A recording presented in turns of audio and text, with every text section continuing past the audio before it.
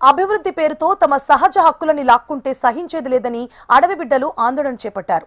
ఇప్పటికే అరకులో బొర్రా గుహలు, చాపరాయి, చింతపల్లి, లంబసింగి వంటి అనేక గిరిజన పర్యాటక ప్రాంతాలు టూరిజం శాఖ ఆధీనంలోకి వెళ్లిపోయాయి.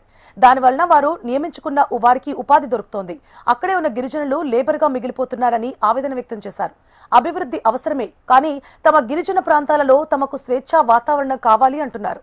ఉపాధి అవకాశాలు ఉండేలా ప్రభుత్వం చర్యలు తీసుకోవాలని కోరుతున్నారు.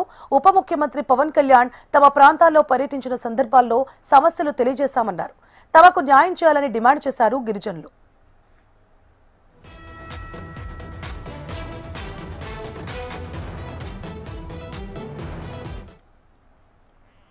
పర్యాటకుల సంఖ్య పెరగడంతో అటవీ చట్టాల ఉల్లంఘన జరుగుతుందంటున్నారు అధికారులు.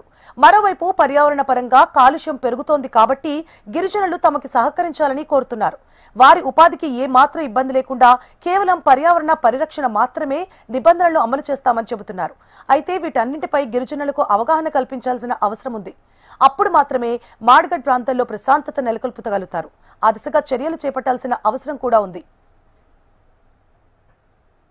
గత 4 సంవత్సరం నుండి ఇక్కడ మేము స్వయం ఉపాధితో పొందుతున్నామండి. మేము ఇక్కడ సూర్యుడు వచ్చే ఇది కూడా ఎవరికి తెలీదు, కానీ ఇక్కడ మేము ఈ అందాల రూపాన్ని తయారు చేసినప్పుడల్లా ఈ ఎకో టూరిజం కడతామని చాలా ఫారెస్ట్ డిపార్ట్మెంట్ నుంచి మాకు ఇబ్బంది పెడుతున్నారు. మాకు ఈ స్వయం ఉపాధి పొందాలని మాకుంది. అందరు ఇక్కడ వచ్చి చాలా మంది టీలు అమ్ముకుంటూ డింసా డాన్స్, ట్రైబల్ మేకప్ అంటూ చీర కట్టి ఏదో ఒక రకం చేసి ఇక్కడ బతుకుతున్నామండి.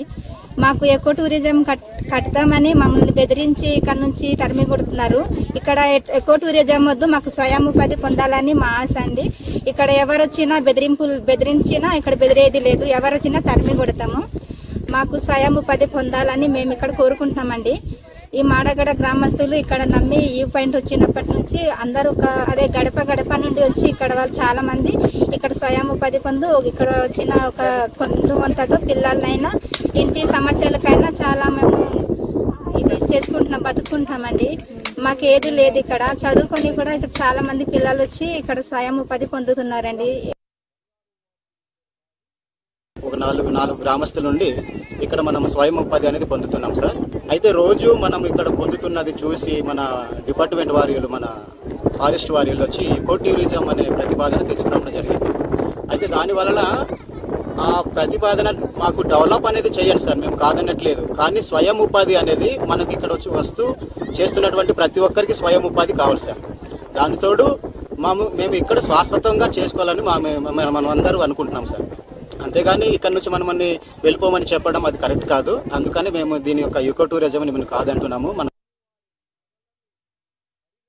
ఒక 4 గ్రామస్తుల నుండి